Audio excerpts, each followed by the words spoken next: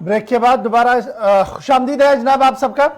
इस वक्त आप प्रोग्राम देख रहे हैं सलाम जेके और सलाम जेके की आज की नशरियात लेकर आपका मेज़बान इशफाक गौहर हाजिर खिदमत है। सामीन नाजरीन, आज के अहम तरीन मौज़ूआत में जहां हम सरहद से शुरुआत करेंगे और आपको बताएंगे कि बयान कितना बड़ा आया और क्या उम्मीदें हैं रवा हफ्ते के दौरान या रवा महीने के दौरान सरहद के हवाले से। उसके बाद बात ज़रा बैनुल-अक़वामी सतह की भी कुछ करेंगे, कुछ बात रियासत की होगी, कुछ बात सियासत की होगी और बात उस बड़े सर्वे की भी करेंगे आपके सामने जो बिल्कुल तैयार है और बहुत जल्द आपके सामने आ रहा है। ये सब कुछ होगा जी 10 बजे तक। आप और हम एक साथ बैठेंगे, आप चाय की चुस्कियाँ लेंगे और हम आपको एक एक करके एक खबर की तह तक ले चलेंगे और आपको बताएंगे कि आपके आसपास पूरी दुनिया के अंदर क्या कुछ हो रहा है और किस तरीके से सियासी पस मंज़र जो है वो बदल रहा है और सियासत के मैदान में क्या कुछ हो रहा है। आप टीवी पर हमें देख रहे हैं तो फटाफट से अपना मोबाइल इस्तेमाल कीजिएगा। हमारी ऑफिशियल मीडिया साइट्स पर ज़रूर आइएगा, सोशल मीडिया साइट्स पर आइएगा, ट्विटर, इंस्टाग्राम और फेसबुक को लॉग इन, सब्सक्राइब और शेयर ज़रूर कीजिएगा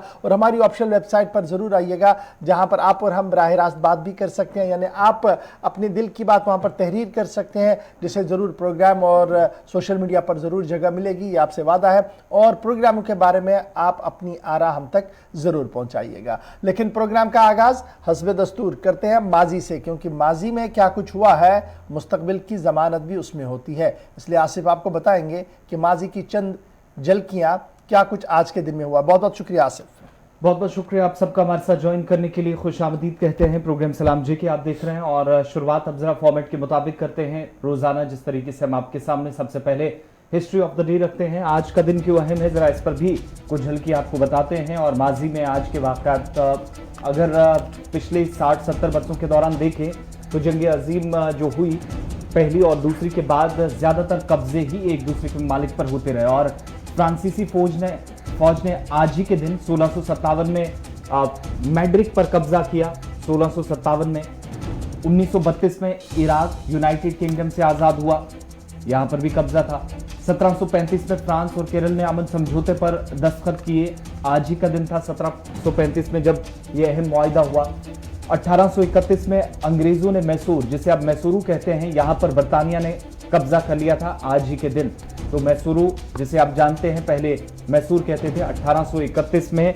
3 अक्टूबर के रोज इस पर कब्जा हुआ था, बरतानिया की तरफ से अंग्रेजों ने किया था। 1968 में अमेरिका ने आज ही के दिन नेवादास में न्यूक्लियाई तजर्बा किया, बहुत कामयाब तजर्बा था और टॉप 3 तजर्बे या जो अभी तक मिसाइल रडार सिस्टम बनाए गए अमेरिका की तरफ से उनमें से ये भी एक था। साल 1977 में साबिक वज़ीर आज़म इंदिरा गांधी को बदनवानी के इल्ज़ाम में आज ही के दिन उनकी गिरफ्तारी अमल में लाई गई। साल 2003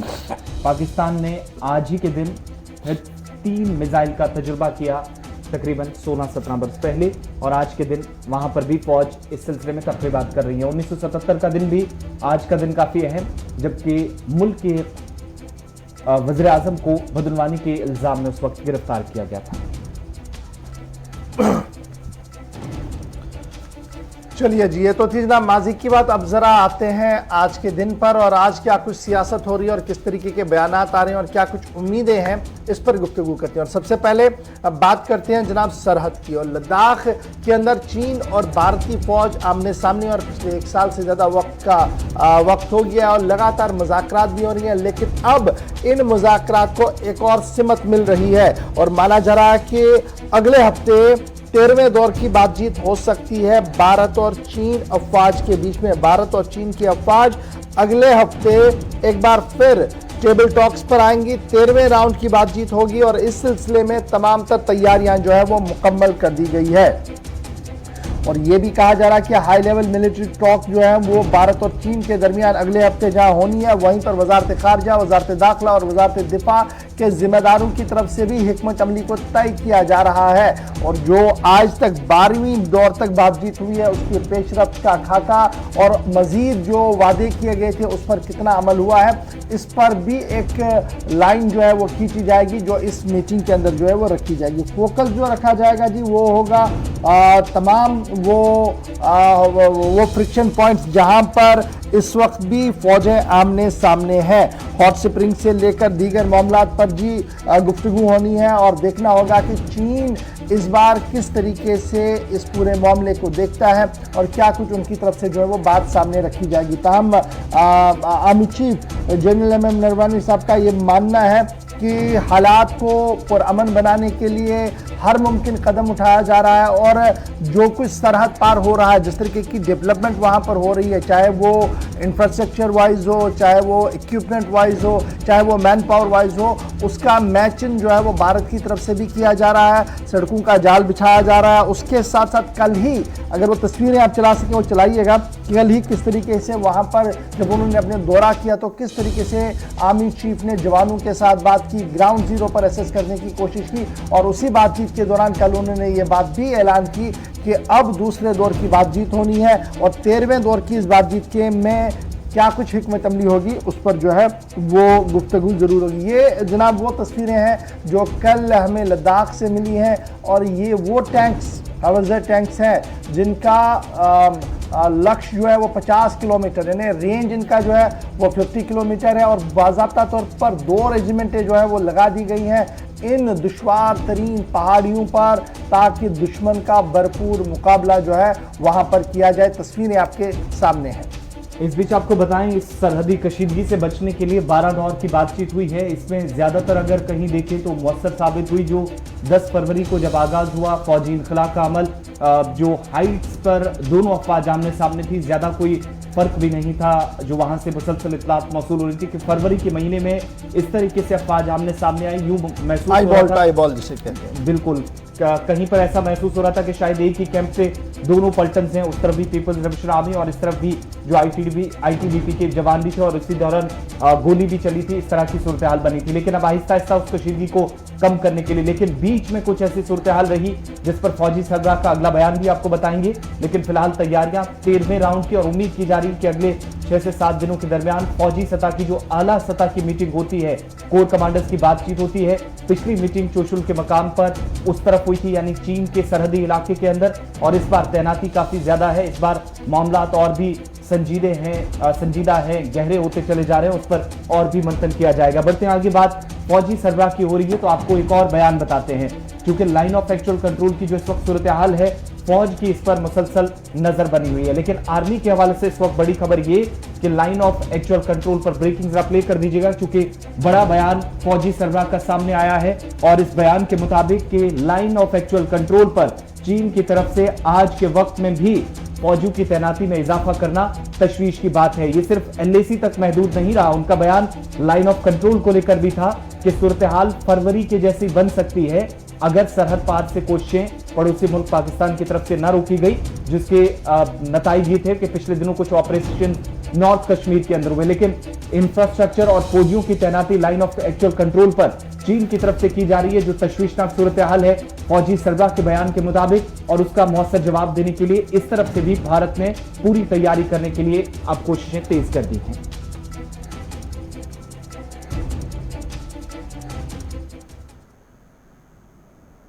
Situation now over the last 6 months or so has been quite normal. As you're aware, the talks have been going on for more than a year now. We had the 12th round of talks last month, and we are hopeful to have the 13th round of talks very soon, perhaps as soon as next week, that is the second week of October. We are confident that as we discuss things with each other, and we will be able to reach consensus on how this disengagement is to take place, and by all the friction points will get resolved. Even when the talks had started, people were doubtful whether talks would resolve anything, but I'm of the firm opinion that we can resolve our differences through dialogue, and that is what has happened over the last few months. So I'm very hopeful that we will be able to achieve some results. चलिए, फौजी सरबराह general Naravane का उम्मीद है कि इस मुज़ाकरात के ज़रिए से कुछ पेशरफ्त हो सकती है और अमन को बहाल करने में एक और मदद जो है वो मिल सकती है। बढ़ते हैं जी आगे, बात ज़रा आज के दिन की भी करते हैं, क्योंकि आज का दिन ममता बनर्जी के लिए इंतहाई अहम दिन है, क्योंकि वेस्ट बंगाल के अंदर जो ज़िमनी इंतखाबात हुए थे, उन ज़िमनी इंतखाबात की नताइज का दिन आज है और वोट शुमारी का अमल इस वक्त जो है वो लगातार जारी है और सिक्योरिटी का माकूल बंदोबस्त इस पूरे इलाके के अंदर कर दिया गया है। इंतहाई अहम चुनाव है क्योंकि क्या ममता बनर्जी वजीर आला की कुर्सी पर बरकरार रहेगी, उसका फैसला आज जो नताइज आने हैं और एक्सपेक्ट किया जा रहा है कि 12:30 बजे तक तमाम नताइज जो है वो सामने आएंगे, जिसके बाद ये साफ होगा कि क्या ममता बनर्जी बंगाल की वजीर आला रह पाएंगी या उधर चेहरा बदलना होगा। अब जब हम बंगाल की बात आपके सामने करते हैं तो बीजेपी और सीधे सीधे तृणमूल के बीच वहाँ पर जो है वो इस वक्त काउंटिंग हो रही है। यही दो बड़े कंटेंडर्स आ रहे हैं और भारतीय जनता पार्टी ने 41 साल प्रियंका को सामने उतारा था और ममता बनर्जी इस वक्त जो है वो इब्तिदाई खबरों के मुताबिक जो खबर आ रही है कि जो काउंटिंग का अमल है उसमें पहले राउंड के अंदर फिलहाल आगे बढ़ रही है। लेकिन बड़ा क्रूशल है जी ममता बनर्जी के लिए, क्योंकि इंतहाई अहम तरीन मोड़ पर यहाँ पर वो खड़ी हैं और ये भी माना जा रहा है कि बाई इलेक्शंस के अंदर जी अक्सर जीत सरकार की ही होती है, लेकिन वो जो वोटर है उसका मूड क्या कुछ होगा वो थोड़ी देर में ज़रूर पता लगेगा। इसलिए ममता बनर्जी पर आज सबकी नज़र रहेंगी कि क्या वो वज़ीर आला के ओहदे पर बरकरार रहेंगी, क्या वो आज के ज़िमनी इंतखाबात जो हैं वो जीत पाएंगी या नहीं। बिल्कुल, आज इस वक्त वोट शुमारी का अमल चल रहा है और ममता बनर्जी दोबारा से क्योंकि पिछली बार जब इंतखाबात हुए वो अपनी एक सीट से हार गई थी जहां पर कांटे की टक्कर बीजेपी के उम्मीदवार की तरफ से उन्हें मिली है। इस बार भी उम्मीद तो की जा रही है कि शायद वो इंतखाबात में इस बार पिछले के मुकाबले बेहतर कारकर्दगी का मुजाहिरा कर पाएंगी, परफॉर्मेंस बेहतर होंगी और इस सीट से ये वाली सीट जो है भवानीपुर की वो अपने नाम करेंगी। इसके साथ साथ जब इंतखाबात की बात हो रही है और सियासी हलचल की, तो जरा बढ़ते हैं आगे, बात अब बीजेपी की भी करते हैं, क्योंकि बीजेपी की तरफ से भी अब आहिस्ता आहिस्ता सियासी सरगर्मियां कुछ हिस्सों के अंदर की जा रही हैं, लेकिन अब बॉलीवुड अदाकारा सियासी मैदान में उतरती नजर आएंगी। मारूफ अदाकारा कंगना रनौत जो कि हिमाचल प्रदेश से हैं और अब हो सकता है कि अगले कुछ दिनों के अंदर बीजेपी की तरफ से उन्हें लोकसभा निशिस्त के लिए मंडी लोकसभा सीट से हिमाचल प्रदेश से उन्हें मैदान में उतारा जाए। ज़िमनी इंतखाबात है जी वहाँ पर, क्योंकि वहाँ पर जो रुकनी लोकसभा थे उनका इंतकाल हुआ था और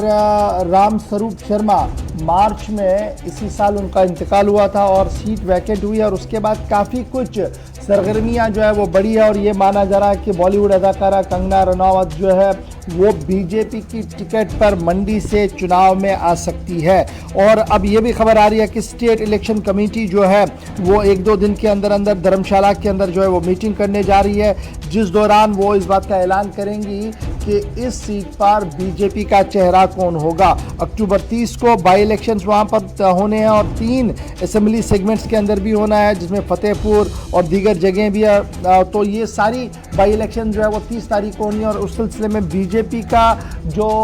चेहरा हो सकता है, अभी तक जो ज़राए से हमारे पास खबर है वो कंगना रनावत है जो हिमाचल प्रदेश की रहने वाली और मंडी लोकसभा सीट से वो इस बार अपनी किस्मत आजमा सकती है। आपको याद होगा कि कंगना रनावत अपने ट्वीट की वजह से, मुंबई पर उनके घर पर हमला होने की वजह से और उसके बाद उनके बयानों की वजह से काफ़ी ज़्यादा सुर्खियों में रही, जिसके बाद सोशल मीडिया जो प्लेटफॉर्म ट्विटर है उन्होंने भी अपनी कार्रवाई दिखाई और उसके बावजूद भी वो काफ़ी ज़्यादा एक्टिव दिखे। तो इस वक्त की बड़ी खबर कि कंगना रनावत बाज़ाब्ता तौर पर मैदान में उतर सकती है और मंडी असेंबली हल्का जो है वहाँ पर वो अपनी किस्मत आजमा सकती है और 1-2 दिन के अंदर बाज़ाब्ता तौर पर बीजेपी की तरफ से इसका ऐलान भी जो है वो किया जा सकता है। 2 रोज़ पहले की तस्वीरें आप देख रहे हैं, उत्तर प्रदेश के वज़ीर आला से उनकी मुलाकात हुई थी। लेकिन अब बढ़ते हैं आगे, कुछ आलमी खबरों पर भी नज़र डालते हैं और बात सबसे पहले अमेरिका की करते हैं, चूंकि अमेरिका के अंदर कार्रवाई एक उस शख्स के खिलाफ हुई है जिसकी गिरफ्तारी 2 वर्ष कबल अमल में लाई गई थी, लेकिन अब आहिस्ता आहिस्ता पता चला कि वो आज के वक्त में भी बल्कि गुज़श्ता कुछ वर्षों के दौरान आईएसआईएस के साथ मुंसलिक होकर कई हिस्सों के अंदर इस तरह की वीडियोस बनाता रहा, बयान जारी करता रहा और दौलत इस्लामी के साथ वीडियो बयान जारी कर मुख्तलिफ हिस्सों के अंदर लड़ता रहा, जिसके बाद स्टेट डिपार्टमेंट ने अब इस मुतल्लिक मजीद जानकारी दी है कि कनाडा का एक शख्स जो कि खुद को जिहादी कहलाता है, जिसने इस्लामिक वीडियोस नरेट की, बहुत सारे बयान जारी किए और कनाडा की जिहादी के खिलाफ अब मुकदमा भी दर्ज कर दिया गया है। मोहम्मद खलीफुल्लाह जो सऊदी अरबिया का दरअसल बाशिंदा है, यानी सऊदी अरबिया में पैदा हुआ है, लेकिन गिरफ्तारी उसकी जो हुई है वो सीरिया बॉर्डर पर हुई है। और 2019 में जब सीरिया बॉर्डर पर ज़बरदस्त लड़ाई चल रही थी तो उस वक्त उसकी गिरफ्तारी हुई थी, और तब से लेकर लगातार वो तहवील में था और कैनेडियन बाशिंदे के हवाले से उसकी पहचान थी। लेकिन अब आहिस्ता आहिस्ता करके जब ये पता लगा कि उसकी ताल्लुकात जो है वो अमेरिका से है, तो अब इस 40 साला नौजवान को अमेरिका के हवाले कर दिया गया है, जिसके बाद मज़ीद तहकीकात जो है वो वहाँ पर चल रही है। और जस्टिस डिपार्टमेंट की तरफ से ये साफ कर दिया गया है कि अंदर की बड़ी चीज़ें जो है वो खुलकर सामने आ रही हैं, जो बहुत जल्द प्रेस कॉन्फ्रेंस के जरिए से सामने रखी जाएंगी। अब बढ़ते हैं जी आगे, बात ज़रा एक और ख़बर की आपके सामने रखते हैं और बात करते हैं एंटोनी गुटेरेस साहब की, यानी अक़वाम मुत्तहिदा के सेक्रेटरी जनरल की। अक़वाम मुत्तहिदा के सेक्रेटरी जनरल का बयान सामने आया और ये बयान 2 अक्टूबर के मुनासिबत से था, और किन अल्फाज के साथ उन्होंने महात्मा गांधी को याद किया और उनके अदम तशद्दुद की जो राह है उसकी किस तरीके से उन्होंने वकालत की। तो उनका मानना है कि जिस तरीके से महात्मा गांधी ने दुनिया भर के लोगों के लिए एक मिसाल कायम की है कि एक बड़ी फ़ौज के ख़िलाफ़ अहिंसा, यानी बिना किसी वायलेंस के अपनी बात रखना और वायलेंस को सहते हुए एक सियासी जद्दोजहद चलाना, उसकी आज के दिन में भी ज़रूरत है। और ये टॉलरेंस और इनटॉलरेंस वाला जो मामला है, ये गांधी की हमें ज़िंदगी से साफ दिख रहा है कि किस तरीके से पेचीदा मसाइल भी हल हो सकते हैं। एंटोनी गुटेरेस ने तमाम आलमी इदारों और आलमी मुल्कों से कहा है कि जब इस वक्त इंतहाई मुश्किल तरीन दौर है, यानी एक तरफ से कोविड का कहर है, इस बीच इंसानियत की रूहें बरकरार रहें, उसके लिए हमें बहुत ज़्यादा ज़रूरी है कि महात्मा गांधी के दिखाए हुए उस रास्ते को थामें जो रास्ता वक्त की अहम तरीन ज़रूरत है। 152वीं सालगिरह के मौके पर खराज अकीदत पेश किया यूएन सेक्रेटरी जनरल, लेकिन उसके साथ साथ एक बार फिर उन्होंने महात्मा गांधी की मिसाल देते हुए कहा कि दुनिया भर को इस वक्त इंसानियत की और उस अहिंसा की जिसका उन्होंने नारा दिया था उसकी आज के वक्त में भी जरूरत है। अब बात वैक्सीनेशन प्रोसेस के हवाले से भी करते हैं, जहां पर हिंदुस्तान के अंदर एक और रिकॉर्ड बना है और सरकारी आदादोशुमार को अगर सही माने तो 90 करोड़ से ज्यादा लोगों को वैक्सीन मुल्क के अंदर दी जा चुकी है। लेकिन दूसरी तरफ बैरूनी हिस्सों के अंदर या बैरूनी मुल्क इस वक्त वैक्सीनेशन का प्रोग्राम कैसा है, इस पर भी जरा बात करते हैं। ऑस्ट्रेलिया के अंदर, भारत के अंदर जो तैयार करदा कोविशील्ड नामी वैक्सीन है उसको सभी जो मुसाफिर हैं उनके लिए मंजूरी दे दी है ऑस्ट्रेलियन रेगुलेटरी अथॉरिटी की तरफ से। कोविशील्ड वैक्सीन जिस पर काफी हंगामा बरतानिया के अंदर रहा, यूरोप के कुछ हिस्सों के अंदर कि क्या ये तस्लीम शुदा होगी या नहीं होगी, लेकिन ऑस्ट्रेलियाई हुक्काम ने अब ये फैसला लिया है कि भारत के अंदर ये तैयार करदा वैक्सीन जिन लोगों ने ली होगी, जो मुसाफिर होंगे, उनके लिए फैसला ऑस्ट्रेलियन मेडिसिन रेगुलेटर ने मंजूरी देते हुए वज़ीर आज़म के दफ्तर से एक बयान भी जारी कर दिया है। कोविशील्ड वैक्सीन जो सीरम इंस्टीट्यूट की तरफ से बनाई गई थी, उनके लिए एक अच्छी खबर ये है कि अब बाज़ाब्ता तौर पर ऑस्ट्रेलिया के वज़ीर आज़म और ऑस्ट्रेलिया की जो एडमिनिस्ट्रेशन है TGA, जो इस पूरे मामले को देख रही है, उन्होंने इसको क्लियरेंस दे दी है, क्योंकि लगातार वो इसको मॉनिटर कर रहे थे। और अब ये जो मामला है, TGA ने जो अपना इनिशियल असेसमेंट डाटा अपलोड किया है सिनोवैक्स और कोविशील्ड एस्ट्राजेनेका सीरम इंस्टीट्यूट का, उसमें उन्होंने एडवाइस किया कि जनाब ये कंसिडर किया जा सकता है रिकॉग्नाइज वैक्सीन। और इस सिलसिले में जो ऑस्ट्रेलिया के अंदर लोग आना चाहते हैं भारत से या दीगर मुल्कों से जिनके पास ये वैक्सीन लगी हो, कोविशील्ड वैक्सीन लगी हो, तो वो एथोराइज वैक्सीन मानी जाएगी, उन्हें मुल्क के अंदर आने की इजाज़त हो सकती है। और ये जब ये फैसला हुआ है तो आप मानिए कि बहुत सारे बच्चे ऐसे थे जी जो वापस आना चाहते थे, वो आ नहीं पा रहे थे, और जिन्हें जाना था तालीम हासिल करने के लिए, उनके लिए एक बहुत बड़ी राह जो है वो खुल गई है। क्योंकि वैक्सीनेशन के मामले पर अब जो ऑस्ट्रेलिया की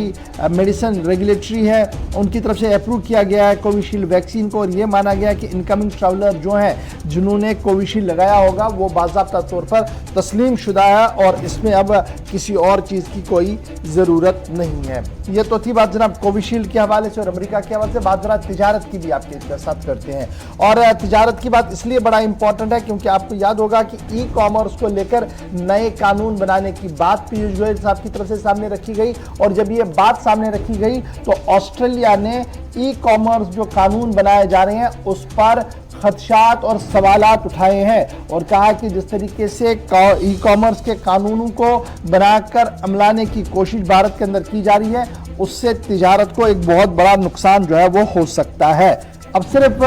ये जो ड्राफ्ट रूल है ये पब्लिश हुए थे जनाब 28 जून को, और रेगुलेटरी अथॉरिटी ने सभी जो शराकतदार है उनसे भी जो तफसीलात थी वो मांगी थी। और इनिशियली जो हमें पता लग रहा है कि ये जो ड्राफ्ट ई कॉमर्स का बनाया गया था इसमें कंज्यूमर अफेयर्स डिपार्टमेंट का एक बहुत बड़ा रोल था। ताहम ऑस्ट्रेलिया ने जो सवालात उठाए हैं वो अपनी जगह ज़रूर दुरुस्त हो सकते हैं, लेकिन मुल्क के अंदर जब यह ड्राफ्ट रूल बनाया गया है तो फीडबैक कई एजेंसी से लिया गया, कई डिपार्टमेंट से लिया गया, जिनमें promotion of industry and internal trade है, नीति आयोग है, मिनिस्ट्री फॉर कॉर्पोरेट अफेयर्स है, मिनिस्ट्री फॉर फाइनेंस है, ministry for electronic and information technology है। इन डिपार्टमेंटों ने भी अपनी तजवीज़ भी रखी थी और जो तहरीर करदा कानून था उस पर कुछ सवालात भी उठाए थे और उन सवालों का हल करना वक्त की अहम तरीन ज़रूरत थी। और अब ये मामला जो है वो ऑस्ट्रेलिया की नोटिस में भी आ गया और ऑस्ट्रेलिया का मानना है कि जिस तरीके से हम आज़ाद तिजारत को यकीनी बनाना चाहते हैं, लेकिन जो नए कानून आ रहे हैं इससे दोनों मुल्कों के बीच मुश्किलें और बढ़ सकती है, इसलिए इस कानून को दोबारा से देखने की ज़रूरत है। ट्रेड जो है वो बैरियर हो सकता है, रुक सकता है अगर इसी कानून के तहत चलना होगा। तो ये एक बड़ा सवाल उस वक्त सामने आया है जब मुल्क के अंदर ई कॉमर्स पर बाज़ाब्ता तौर पर सरकार नज़र रखना चाहती है, एक सिस्टम के तहत उसको करवाना चाहती है, लेकिन मुख्तलिफ शराकतदारों की तरफ से और हुकूमती इदारों के साथ साथ अब ऑस्ट्रेलिया ने भी इस मामले पर सवाल जो है वो उठाया है। चलिए बढ़ते हैं आगे, बात अब जरा जम्मू कश्मीर की करते हैं और इस वक्त दो बड़ी खबरें आ रही हैं सरहदी इलाकों से। थोड़ी देर में एक और आपके सामने रखेंगे, लेकिन बात नेशनल इन्वेस्टिगेशन एजेंसी की एनआईए की जम्मू कश्मीर के अंदर एनआईए की कार्रवाइयां जारी हैं और इस वक्त खबर यह है कि सरहदी जिला पुंछ के मुख्तलिफ इलाकों के अंदर कौमी तहकीकाती एजेंसी की तरफ से छापेमारी की गई है। 3 से 4 ऐसे मकामात हैं जहां पर जम्मू कश्मीर पुलिस और सीआरपीएफ की मदद से मुख्तलिफ इलाकों के अंदर एनआईए ने न सिर्फ कार्रवाई की है और जराया से जो इतलात मौसूल हो रही हैं कि चंद लोगों को हिरासत में भी एहतियाती तौर लिया गया है, जिन लोगों से पूछताछ चल रही है। मजीद तफसीलात का भी इंतजार है क्योंकि ये चीज़ अभी वाज़ेह नहीं हो पाई है कि किस वजह से या किन मामलात को लेकर एनआईए ने पुंछ के अंदर कार्रवाई की है। मुख्तलिफ इलाकों में छापेमारी हुई है, रेडियो स्टेशन का इलाका है, इसके साथ साथ बताया जा रहा है कि दीगर चंद मकामात पर भी इस वक्त कार्रवाई एनआईए की तरफ से की जा रही है, पुलिस की मदद से भी और आर्मी या सीआरपीएफ की भी मदद मुख्तलिफ इलाकों के अंदर लेकर इस वक्त कार्रवाई चल रही है। पूंछ सीधा अपने नुमाइंदे के पास चलते हैं, सनी शर्मा हमारे साथ फोन लाइन पे। सनी, क्या कुछ मजीद तफसीलात हैं, किन किन इलाकों में कार्रवाई एनआईए ने सुबह सुबह की और क्या कुछ मामलात हैं जिनको लेकर ये छापेमारी हो रही है? गुरुजी, मैं आपको बताते चलूं कि आज सुबह तकरीबन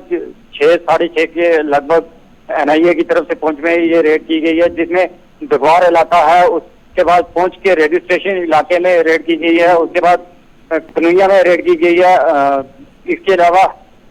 2-3 जगहों पे और रेड की गई है, पर एनआईए की तरफ से ये जो रेड है ये आज सुबह सुबह ही की गई है और ज्यादातर हमें सूत्रों से ये जानकारी मिली है कि ये जो रेड की जा रही है इसकी वजह जो है कि बाहर से जो फंडिंग हो रही थी उसको लेकर आज सुबह सुबह एनआईए की तरफ से ये रेड की गई है। किन किन इलाकों के अंदर छापेमारी हुई है? सिर्फ पुंछ डिस्ट्रिक्ट के अंदर या फिर दीगर कुछ ब्लॉक्स को भी लिया गया है? राजौरी के अंदर भी कार्रवाई हुई है? गुरुजी, मैं आपको बताते चलूं, आज जो सुबह ये एनआईए की तरफ से रेड की गई है, ये अभी तक जो हमें जानकारी मिल रही है वो पुंछ के डिस्ट्रिक्ट के अंदर ही कुछ इलाकों में ये रेड की गई है। बहुत बहुत शुक्रिया सनी तमाम जानकारी के लिए। और जो इसमें मजीद तफसीलात मिल रही हैं कि चंद लोगों से पूछताछ हुई है, कुछ लोगों को हिरासत में लिया गया है, लेकिन चूंकि एनआईए की तरफ से भी अभी इस पर कोई रिलीज नहीं आई है या कोई मजीद कार्रवाई के मुतालिक कोई जानकारी नहीं दी गई है और कुछ लोगों से प्रॉपर्टी के मुतालिक सवालात पूछे जा रहे हैं कि इतनी प्रॉपर्टी कहाँ से आई या जो उनकी आमदनी उससे ज़्यादा असासे उनके पास है, इस हवाले से भी कुछ लोगों से सवालात किए गए हैं। 3 से 4 मकामात हैं और कुछ मजीद लोगों से पूछताछ हो सकती है। रेडियो स्टेशन मोहल्ला, इसके साथ साथ बताया जाता है कि दीगर 2 इलाके हैं जहां पर एक रेंज ऑफिसर के घर पर भी, रिटायर्ड रेंज ऑफिसर है, उनके घर पर भी छापेमारी हुई है, लेकिन इसके आसपास भी कुछ और लोग भी इस सर्कल में आ सकते हैं। फिलहाल इस कार्रवाई को मजीद आगे बढ़ाया जा रहा है। चंद लोगों को एहतियाती तौर पर हिरासत में लिया गया है या नहीं, इसकी जैसे ही कंफर्मेशन होगी मजीद जानकारी आपको देंगे।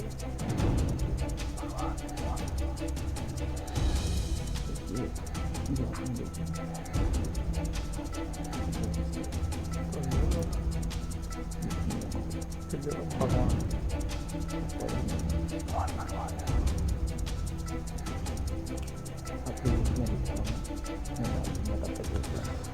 जी, बढ़ते हैं जी आगे। जरा बात अब जम्मू की करते हैं, क्योंकि जम्मू के अंदर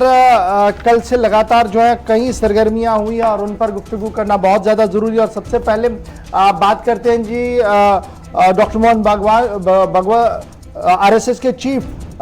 डॉक्टर मोहन भागवत की, क्योंकि उनका बयान बड़ा इंपॉर्टेंट है और उनका मानना है कि आरएसएस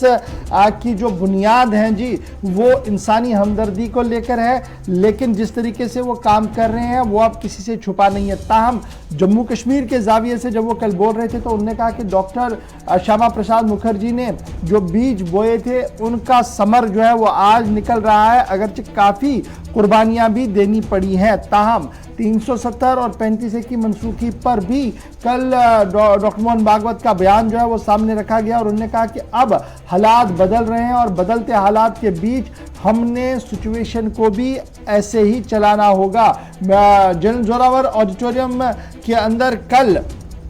वो खिताब कर रहे थे, 4 दिन का दौरा उनका चल रहा है और उस दौरे के दौरान कई अहम बातें उनकी तरफ से और भी जो है वो बताई गई है। ताम उनका मानना है कि एक मजबूत और अखंड भारत ही सबकी जमानत है और उसी में सब लोग जो है वो मजबूत हो सकते हैं। और जिस तरीके से मजहबी तनाव और मजहबी फसादात को फैलाने की कोशिश की जा रही है उससे हम सबको बाखबर होना पड़ेगा। मोहन भागवत का बड़ा बयान जो है वो रात देर के आया है जम्मू के अंदर। व्यवस्था बदलती है। अभी 370 हटा, उसके बाद मैं आ रहा हूं, ऐसा कहा गया, छप भी रहा है ऐसे ही। तो 370 हटाए ना, व्यवस्था में परिवर्तन हुआ। जो उद्देश्य है,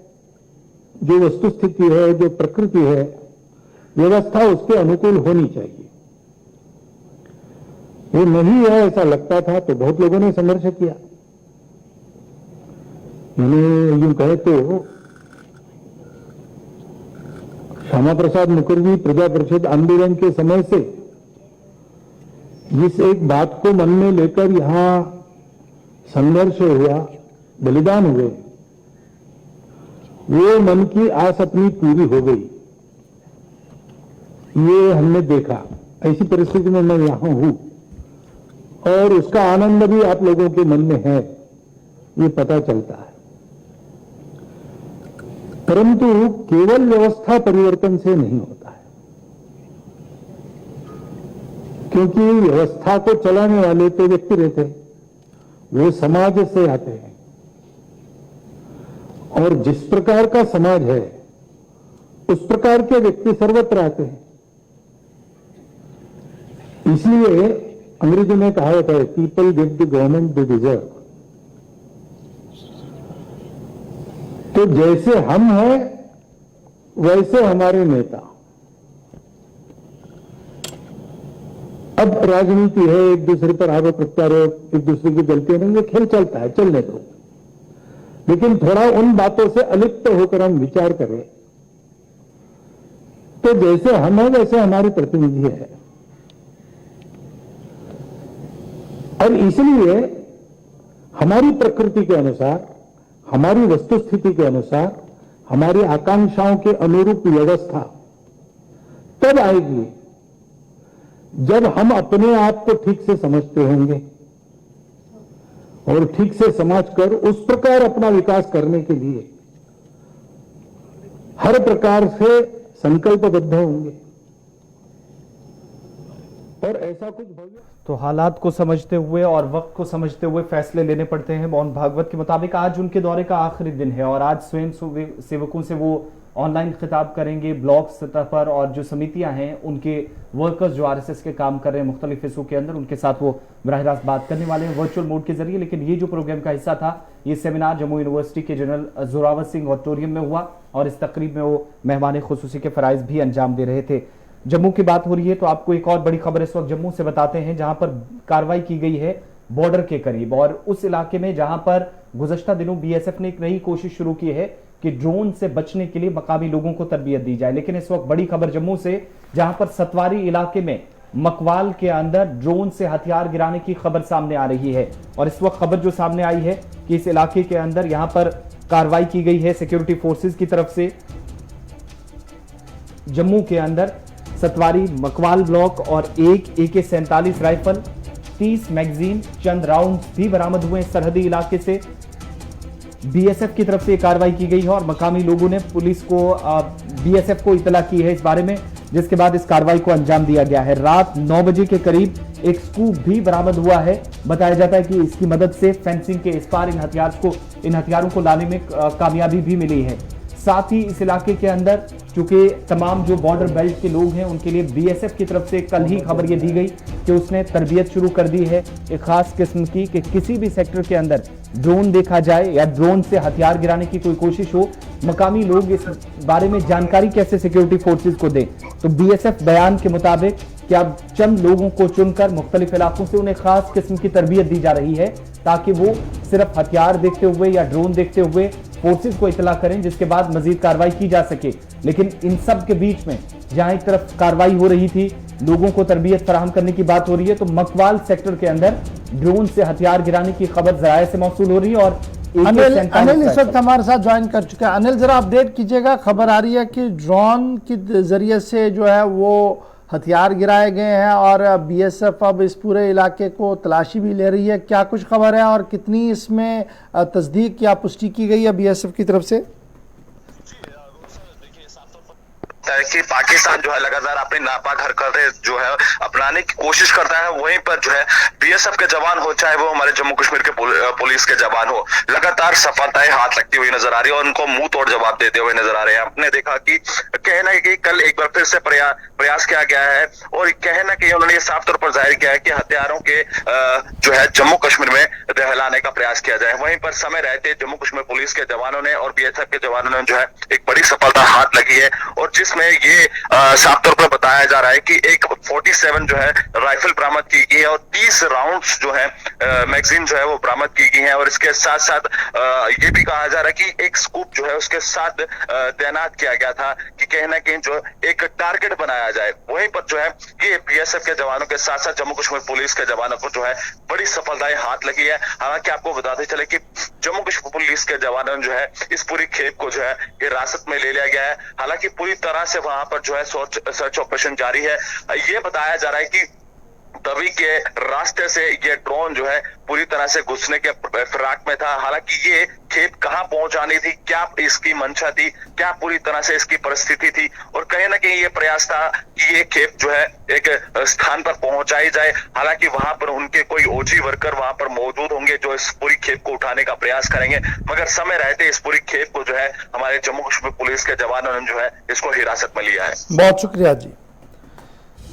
चलिए जी, अब बढ़ते हैं जी आगे। जरा बात सुचीतगढ़ की भी आपको बताते हैं, क्योंकि सुचीतगढ़ कल से जबरदस्त सुर्खियों में के अंदर है, क्योंकि वहां पर वो पुराना ख्वाब जो बहुत पहले देखा गया था वो आहिस्ता आहिस्ता करके शर्मंदे ताबीर हो रहा है। भारत और पाकिस्तान की सरहद पर वाक़ा सुचीतगढ़ के ऑक्ट्राई पोस्ट पर बाज़ाब्ता तौर पर अब रिट्रीट सेरेमनी जो है वो शुरू हो गई है और कल रात देर गए लेफ्टिनेंट गवर्नर की तरफ से बाज़ाब्ता तौर पर कल इसका इफ्तिताह किया गया। जम्मू से कमोबेश 27 किलोमीटर की दूरी पर सियालकोट जो पाकिस्तान के अंदर है, रास्ता ये एक ज़माने में जाया करता था, यहाँ पर ये तकरीब जो है वो शुरू की गई है और माना जा रहा कि हफ्ते में 2 दिन अब ये तकरीब हुआ करेगी ताकि ज़्यादा से ज़्यादा सयाह जो है वो यहाँ की ओर आ सके। कमोबेश हर दिन 3 से 5 हज़ार तक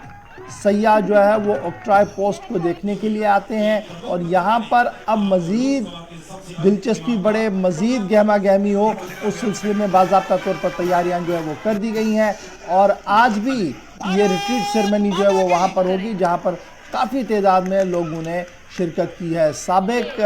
वज़ीर और साबिक मेंबर असेंबली और भारतीय जनता पार्टी के सीनियर लीडर शाम चौधरी की तरफ से, जहां लेफ्टिनेंट गवर्नर, इंतजामिया का, वजीर दिफा का और वजीर आजम का शुक्रिया अदा किया गया, क्योंकि उनका मानना है कि काफ़ी अरसे से लगातार ये कोशिश हो रही थी कि ये रिट्रीट सेरेमनी जो है वो यहाँ पर हो, और अब बाज़ाब्ता तौर पर इसका इफ्तिताह हुआ है, जिससे न सिर्फ सयाहत को एक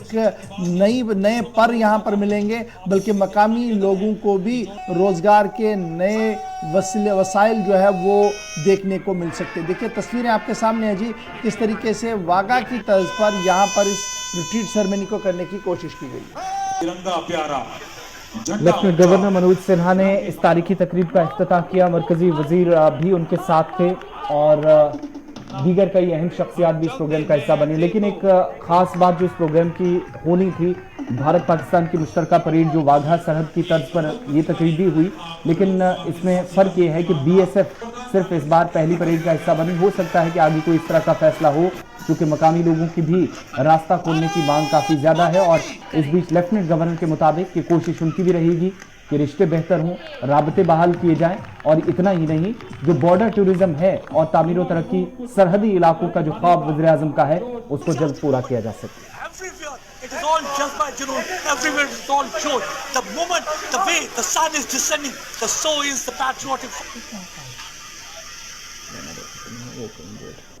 और यह कठिन और गहन प्रशिक्षण के बाद ही संभव हो जाता है। सुचेतगढ़ के नागरिकों की तथा जम्मू क्षेत्र के नागरिकों की लंबे समय से ये अभिलाषा थी कि जिस तरह से बाघा बॉर्डर पर रिट्रीट सेरेमनी आयोजित होती है, उसी प्रकार से सुचेतगढ़ में भी आयोजन है। मैं हृदय से बॉर्डर सिक्योरिटी फोर्स को, जम्मू कश्मीर के टूरिज्म डिपार्टमेंट को और प्रशासन के अपने सभी सहयोगियों को हृदय से साधुवाद देता हूं। और मुझे लगता है कि जिन लोगों ने बाघा रिट्रीट सेरेमनी देखी है, मुझे जामवाल साहब बता रहे थे कि आने वाले दिनों में उससे भी बेहतर प्रदर्शन यहाँ होगा, ऐसी व्यवस्था बॉर्डर सिक्योरिटी फोर्स करने वाला। तो मुझे लगता है कि अब सुचेतगढ़ पर्यटन के मैप पर या मानचित्र पर केवल जम्मू में नहीं, जम्मू कश्मीर में नहीं, हिंदुस्तान और दुनिया में जाना जाएगा और सुचेतगढ़ को रोशन भी करेगा। मित्रों, जो दृश्य अपनी आंखों के सामने आप सबने देखा है, मुझे लगता है कि जो जोश, जो उत्साह आप प्रदर्शित कर रहे हैं, मुझे लगता है कि अब ये निरंतर प्रक्रिया रोज चलने वाली है इस समय। और अधिकांश लोग यहाँ के स्थानीय निवासी भी, या जो लोग माता वैष्णो देवी का दर्शन करने आवे या रघुनाथ मंदिर या बहुदेवी का दर्शन करने आएंगे, वो भी मुझे लगता है कि शाम को यहाँ सुचेतगढ़ आएंगे। और ये जो सामाजिक समरसता के मार्ग पर चलकर 1.25 करोड़ जम्मू कश्मीर के निवासियों के विकास की गाथा लिखी जाए और दुनिया के सम्मुख जम्मू कश्मीर की एक नई तस्वीर पेश की जाए, इस रास्ते पर चलने की कोशिश की जा रही है। जम्मू कश्मीर के अनेक क्षेत्रों को आजादी के बाद से पता नहीं किनका। सर, सबसे पहले तो स्वागत है आपका JK 24/7 में। सर, किस तरह से देखते हैं, क्योंकि आप इस बॉर्डर खिते से ताल्लुक रखते हैं, क्योंकि ये एक बड़ा फैसला है और हमारे अंतर्राष्ट्रीय बॉर्डर की बात की जाए सुचेतगढ़ की, तो उसके लिए शुरुआत की जा रही है, रिट्रीट सेरेमनी की जा रही है, आपने बहुत बड़ा एक अहम रोल निभाया, क्या कहना चाहेंगे? आज जिस तरह हमारे सुचेतगढ़ बॉर्डर पे रिट्रीट परेड जो शुरू होने जा रही है, जिसकी आज विधिवत तरीके से इनॉग्रेशन है, हमारे मनोज सिन्हा जी LG साहब जो आ रहे हैं,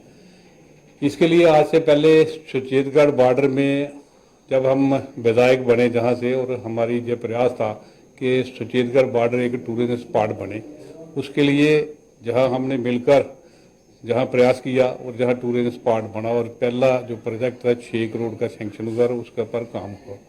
उसके बाद भी दोबारा जब दूसरी बार हम विधायक बने और जहां हमारी सरकार बनी, और उस समय हमने ये कोशिश की, और उस समय केंद्र में भी अपनी सरकार थी, और उस समय के हमारे होम मिनिस्टर राजनाथ सिंह जी जब जहां आए, तो हमने उनसे यही बात की कि हमारे लोग जहां बॉर्डर पे, जिस तरह बाघा बॉर्डर की तर्ज पर जहां भी परेड होनी चाहिए, और उस प्रोजेक्ट को चलते हुए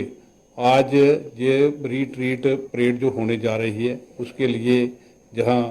आज जो सेरेमनी है जिसमें हमारे मनोज सिन्हा जी आ रहे हैं,